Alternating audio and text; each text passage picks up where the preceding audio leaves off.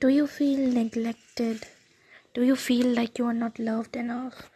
So, this is a poem I wrote. It explores the quiet loneliness of being the eldest child.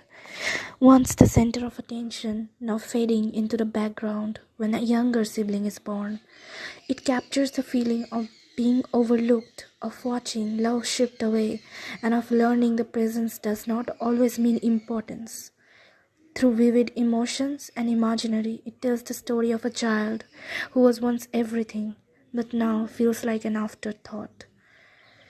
It is called Am I Not a Child Anymore?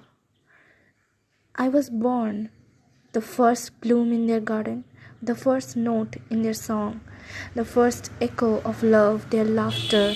Their hands held me like I was the whole world, and for a time I believed I was. Then came another, soft, small, cradled in arms that once only reached for me, and suddenly I was not a child anymore.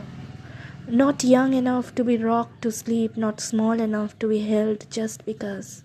I was something else, old enough to understand, mature enough to step aside, wise enough to smile even when it ached.